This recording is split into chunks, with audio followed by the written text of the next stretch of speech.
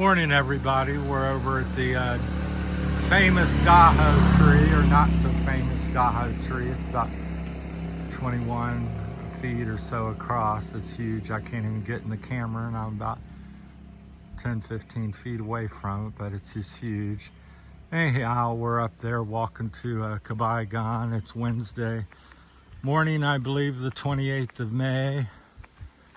Thought we'd talk about some immigration and to the Philippines, and some of my findings or some stuff I hear, or some, things like that, and get into that a little bit. So, coming to the Philippines, the most common thing is tourist.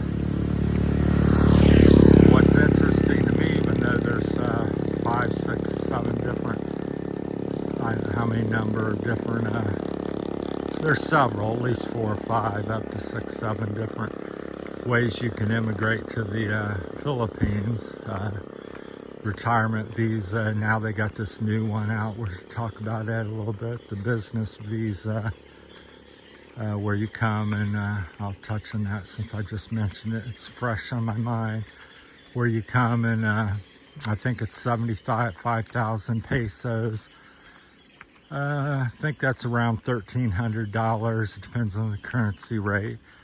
$1,000+ and you can get that for 1, 2, 3 years, and that gives you you can open bank accounts and kind of do what you want, and a little bit. Still can't buy land. The basics of the Philippines is I think you're always going to be paying something on the visa. That's one thing that people don't realize. You're always going to have to pay a fee and renew. The thing is, things are always changeable every year or so. The status of a certain visa, or all of them, changes. The requirements, the fees. It's kind of goes back to, like a lot of my videos I talk about, it's a money thing, the government, and it can't be simple. It can't be a one-time thing. We got to make a profit on these expats that come here, and they're rich, and we want a piece of the pie. So it's just life. It's part of nature. Similar things happen in other countries. So I'm not complaining about it per se. I'm just saying this is what it is. But the thing that I've talked about, I've made 2 or 3 videos on this. People think, well, I've married a Filipina and I'm good, or I'm going to come and marry one, and then I can, be a citizen here. Well, that's not necessarily true. It's true and untrue. The true part is, yeah, you marry one, they flag you into the country. You can do this and that. They give you similar rights or same rights as her. But if she was to die, or to not want to sign the papers, or a divorce, even there's no such thing at the moment of divorce in the Philippines. It's annulment. It takes forever. I guess it's expensive. But my point is that you go back to being a tourist. They label you as tourist, so you may come, you may be married to one. If she passes away, or leaves you for some reason, which you know how that is, 60, 70 some percent of the relationships when you're married end in not being married. They go their separate ways. Here it's quite common. I would say, again, 60, 70% of the population are married, but they're with somebody else, living with somebody else, have children with somebody else, because of the expense and time consuming to, get a divorce. So then you, as an expat, you can't get a divorce hardly. You can't,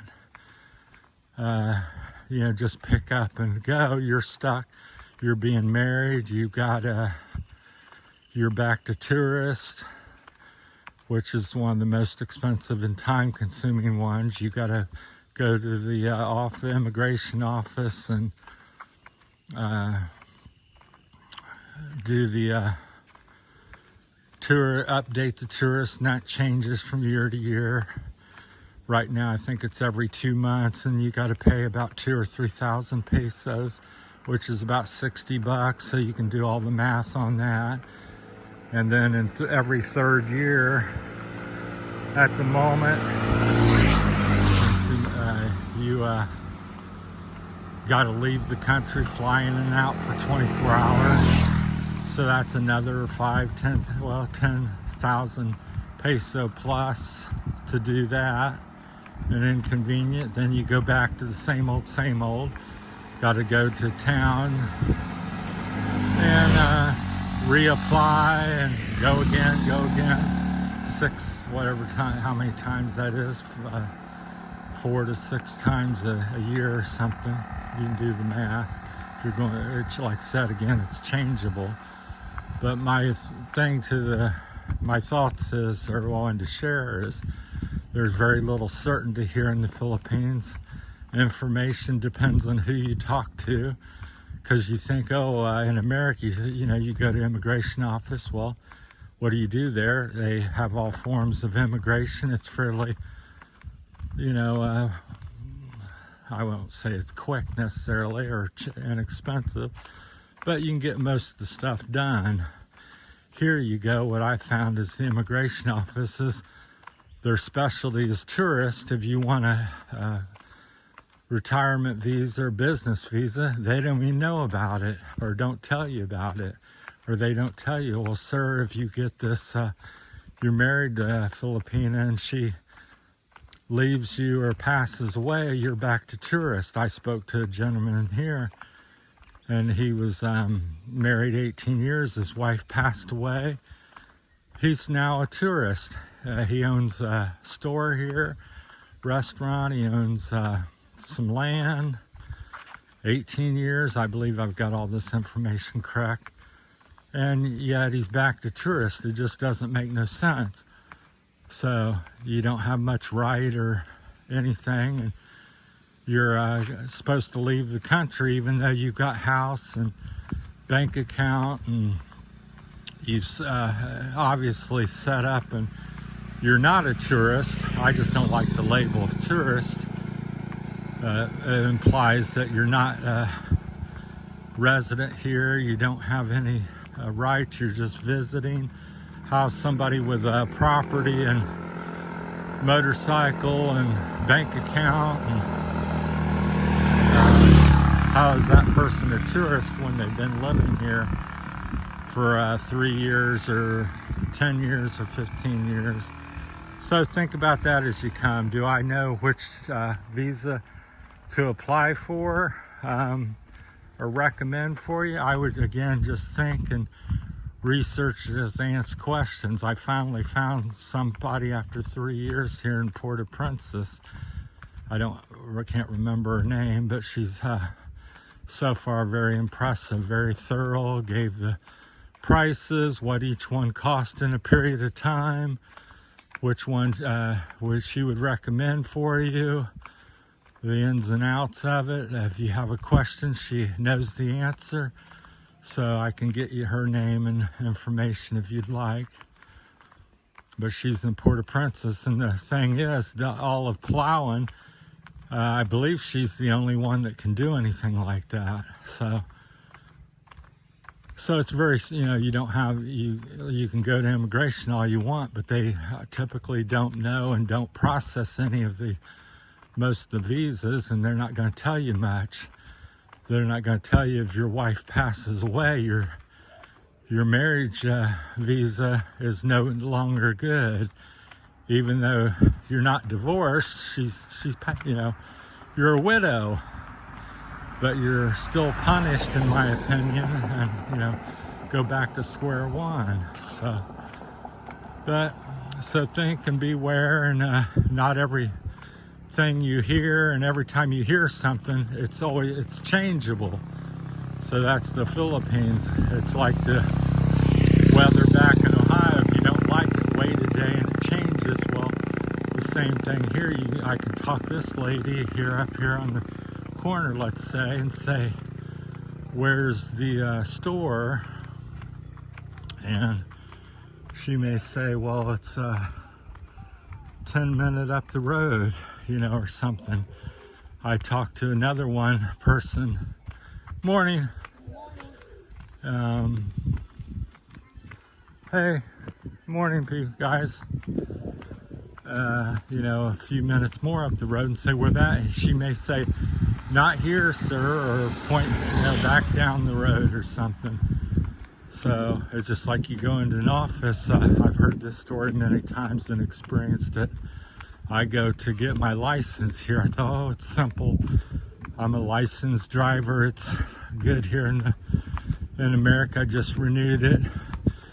No, sir, can't do. You got to take health tests. You got to take written tests, driving tests, or all these things. 3 or 4 days to, you know, 1, 2, 3 months to do all that. Talked to another guy. He goes, oh, I walk in. She said 6,000 pesos. I give her money. A week or so later, I got my license. He's you know, expat as well. So get busy talking and forget about the camera work. But yeah, we're going up a little hill right now, so I'm getting a little bit out of breath. So it's a lot of that type of stuff here in the Philippines. So when you get an answer or somebody tells you something, don't take it as gospel. Just like, you know, friendly people here. Yes, the people are friendly, but just a culture thing. Does that mean everybody's your friend and not gonna, you know, take advantage of you in some way or tell you the reality of it? It's like my current girlfriend. Oh, next day, all the time. Very same type of language. I said, in America, we just simply say yes, no. If we don't want to do something or don't like you, we say no most of the time. If we're going to do something and we say yes, we meet you at 8 o'clock, then we meet you at 8 o'clock typically. That's not, you know, across the board as usual. I never say that, and keep that in mind. This is, you know, just typical and the average. So that's what, you know, that's the difference between the East and West. So, but just things to be aware of. So that's my thoughts on immigration. So don't think just because you're married, or I'm going to come over and get married, or I am married to a Filipino, that, you know, everything's golden and I'm not going to, you know, it's not going to change on me. Hopefully maybe you stay married and she doesn't, or he doesn't pass away, and maybe you are, and the government doesn't change the rules. But here in the Philippines, I find it very changeable.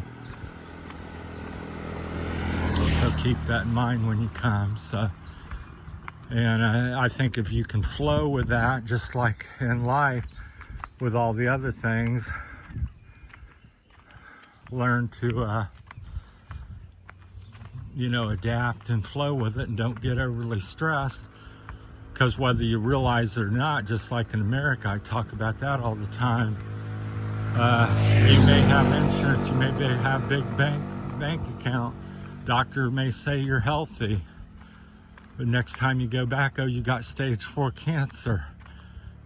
I did that with my teeth. I go in, I say, I got some pain. No teeth good, sir. If you had bad teeth, it'd be this and that. I go back after 6 months of issues.